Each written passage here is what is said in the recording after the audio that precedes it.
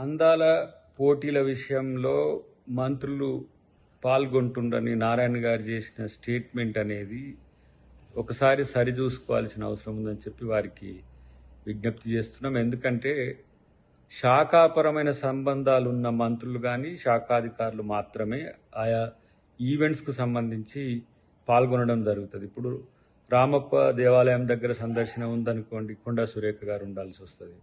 ఇతరత్ర పర్యాటక సంబంధించిన అంశాలు వచ్చినప్పుడు వారు జూపల్లి గారు ఉండాల్సి వస్తుంది. ఇంకా ఏవైనా అలాంటి సందర్భాల్లో మంత్రులు వాళ్ళ యొక్క ప్రజెన్స్ అవసరం ఉంటేనే ఉంటారు తప్పితే అందాల పోటీల చుట్టూ తిరగాల్సిన అవసరం లేదు. శాఖాపరమైన అంశాలు చాలా ఉన్నాయి.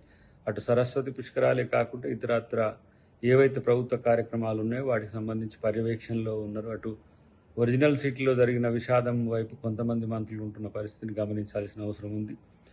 బీజేపీ బీఆర్ఎస్ నాయకులు చేసే స్టేట్మెంట్స్కు ఊతమిచ్చేటట్టుగా నారాయణ గారి స్టేట్మెంట్ ఉందనేది అంశం గమనించాలి. ఇంకొకటి ఏంటంటే భాగస్వామ్య పార్టీగా వారు ప్రశ్నించే హక్కు కూడా కలిగి ఉన్నప్పటికీ కూడా వాటితో తెలంగాణ సంస్కృతి, తెలంగాణ జాతీయ గీతం, తెలంగాణ యొక్క కల్చర్ అనేది ప్రపంచ దేశాలన్నిటికీ ఇప్పుడు పోతున్న అంశాన్ని మీరు గమనించండి. ఇలా కేవలం అందాల పోటీలు అంటే అందాల యొక్క ప్రదర్శన కాకుండా సంస్కృతి సాంప్రదాయాల్లో భాగం చేసి తెలంగాణ అస్తిత్వాన్ని ప్రపంచవ్యాప్తంగా చూపిస్తున్నవని గమనించాల్సిందిగా వారికి కోరుతున్నాం.